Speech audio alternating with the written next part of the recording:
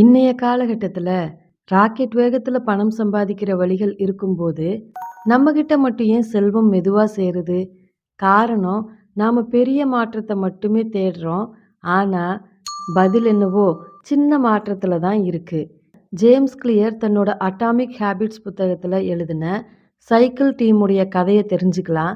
100 ஆண்டுகளா, சரியா ஒரு நூற்றாண்டு காலமா அந்த அணி ஒலிம்பிக்ல ஒரு தங்கம் கூட வின் பண்ணல. அவங்க வெறுக்கப்பட்டாங்க, கேலி செய்யப்பட்டாங்க. பிரிட்டிஷ்காரரோட சைக்கிள் ஓட்டுற அணின்னு சொன்னாலே தோல்விதான்னு சொன்னாங்க. 2003ல டேவ் பிரைல்ஸ்போர்ட் அப்படிங்கிற ஒரு புது பயிற்சியாளர் வந்தாரு. அவர்கிட்ட ஒரே ஒரு மந்திரம் தான் இருந்தது. அவர் என்ன செஞ்சாரு தெரியுமா? அவர் வீரர்களை திட்டி தீர்க்கல. அதுக்கு பதிலா ஒவ்வொரு விஷயத்திலையும் வெறும் 1% மட்டும் முன்னேறுங்கன்னு சொன்னாரு. டயர்ல சரியான காத்தழுத்தம், வீரர்கள் அணியிற ஜாக்கெட்ல காற்றின் வேகத்தை தடுக்கிற வகையில வடிவமைக்கிறது, அவங்க தூங்குற தலையணை மெத்தை நல்லா தூங்குறதுக்கு வசதியா இருக்கான்னு செக் பண்ணி பார்க்கறது. இப்படி கண்ணுக்கு தெரியாத 1% முன்னேற்றம், இந்த சின்ன சின்ன விஷயங்கள் தான் ஒரு மாபெரும் அற்புதத்தை நிகழ்த்துச்சு. அது என்ன தெரியுமா? ஒலிம்பிக்ல தங்கம் வென்றாங்க. அடுத்த 10 ஆண்டுகள்ல அவங்க 178 உலக சாம்பியன்ஷிப் பட்டங்களை அள்ளுனாங்க. இப்ப சொல்லுங்க, உங்க பண விஷயத்துல அந்த 1% மாற்றம் என்னவா இருக்க முடியும்? உங்க வங்கி கணக்கையும் உங்க ஃபியூச்சரையும் மாத்தக்கூடிய அந்த சின்ன ரகசியத்தை தான் நாம இப்ப பார்க்க போறோம். இமேஜின் பண்ணி பாருங்க, நீங்க ஒரு சீன மூங்கில் விதைய நடுறீங்க. அதுக்கு தண்ணி ஊத்துறீங்க, உரம் போடுறீங்க, தினமும் அதைய பராமரிக்கிறீங்க. 1 வருஷம் முடியுது, தரைக்கு மேல 1 இன்ச் கூட வளரல. 2 வருஷம், 3 வருஷம், 4 வருஷம் கூட முடியுது. இப்பயும் 1 இன்ச் கூட உங்களால மேல அத பார்க்க முடியல. உங்கள சுத்தி இருக்கிறவங்க கேலி செய்வாங்க. நீ வெறும் மண்ணுக்கு தண்ணி ஊத்திக்கிட்டு இருக்கன்னு சொல்லி சிரிப்பாங்க. நீங்க சோர்ந்து போய் இது வளராதுன்னு முடிவெடுத்துருவீங்க. ஆனா, சரியா 5வது வருஷம் கடைசியில ஒரு அதிசயம் நடக்கும். அடுத்த 6 வாரத்துல அந்த மூங்கில் மரம் 90 அடி உயரம் வளர்ந்து வானத்தை தொடும். இந்த இடத்துல ஒரு நிமிஷம் யோசிங்க. அந்த மரம் 6 வாரத்திலயா 90 அடி வளர்ந்துச்சு? இல்ல. அந்த 5 வருஷமா மண்ணுக்கு அடியில யாரும் பார்க்காத நேரத்துல அது தன்னோட வேர்களை 1% பலப்படுத்திக்கிட்டே இருந்துச்சு. அந்த ஆழமான வேர்கள் மட்டும் இல்லைன்னா 6 வாரத்துல வளரக்கூடிய 90 அடி பாரத்தை அந்த மரத்தால தாங்கவே முடியாது. 2026ல உங்க பணமும் உங்க வாழ்க்கையும் இப்படித்தான்.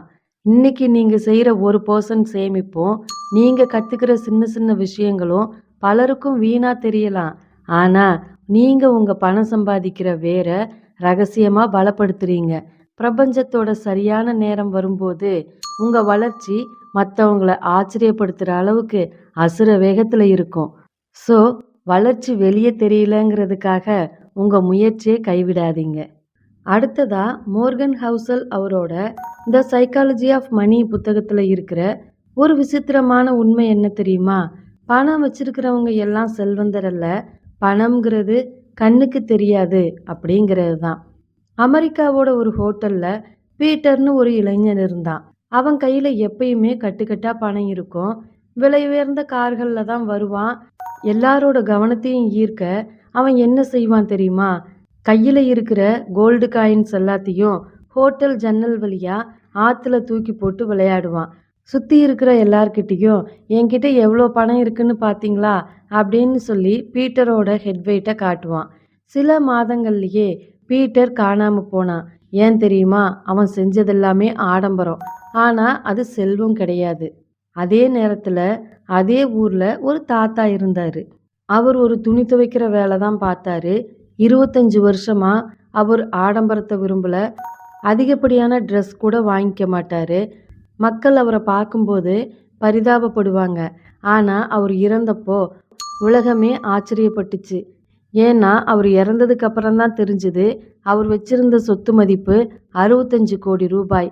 அவர் பண்ண மேஜிக் என்னன்னா, நீ செலவு பண்ணாத காசு தான் உன்னோட உண்மையான செல்வம். அவர் அந்த 1% ரூலை யூஸ் பண்ணாரு. கிடைச்ச கொஞ்சம் வருமானத்தை ஷேர் மார்க்கெட்ல போட்டு அமைதியா காத்திருந்தாரு. அந்த பொறுமை தான் அவருக்கு 65 கோடி ரூபாயை கொடுத்துச்சு. ஸோ 2026ல கையில பணம் வந்த உடனே ஐஃபோன் வாங்குறதோ, விலை உயர்ந்த கார் வாங்குறதோ பெருமை கிடையாது. உண்மையான செல்வம் அப்படிங்கிறது ஜன்னல் வழியா தூக்கி எறியப்படுற கோல்டு காயினும் இல்ல. அது மண்ணுக்குள்ள அமைதியா வளர்ந்துட்டு இருக்கிற ரொனால்ட் ரீட்டின் முதலீடு மாதிரியான விஷயம். 2026ல பணம் சம்பாதிக்கிறத விட அதை தக்க வைக்கிற பொறுமை தான் உங்களுக்கு மிகப்பெரிய சொத்து. ஏன்னா பணம் சம்பாதிக்க திறமை போதும். ஆனா செல்வந்தரா நீடிக்க செல்ஃப் டிசிப்ளின் வேணும். இந்த 2 கதைகளும் 2026ல நமக்கு சொல்லக்கூடிய பாடம் என்ன தெரியுமா? உங்க வருமானத்துல வெறும் 1% பணத்தை சேமிக்க தொடங்குங்க.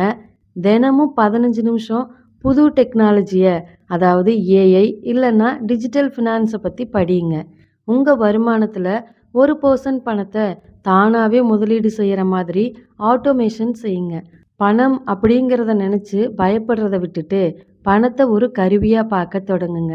2026ல் தொடங்கக்கூடிய உங்கள் சிறிய முதலீடு 2030ல் ஒரு பெரிய ஆலமரமாக மாறும். வெற்றிங்கிறது ஒரே நாளில் நடக்கக்கூடிய விபத்து அல்ல, அது ஒரு தொடர் பயணம். அந்த பயணத்தை இன்னைக்கே தொடங்குங்க. நீங்கள் 2026ல் அந்த 1% செல்வந்தர்கள் பட்டியலில் சேர போறீங்க அப்படின்னு நீங்கள் நம்புனா கமெண்ட்டில் ஐ ஆம் எ வெல்த் மேக்னெட் அப்படின்னு டைப் பண்ணுங்க. இந்த வீடியோ உங்களுக்கு பிடிச்சிருந்தா லைக் பண்ணிவிட்டு உங்கள் ஃப்ரெண்ட்ஸ் அண்ட் ஃபேமிலி மெம்பர்ஸுக்கும் ஷேர் பண்ணுங்கள். இது மாதிரியான பயனுள்ள வீடியோஸ் பார்க்க எங்கள் சேனலை சப்ஸ்கிரைப் பண்ண மறக்காதீங்க. அடுத்த வீடியோவில் சந்திப்போம். நன்றி.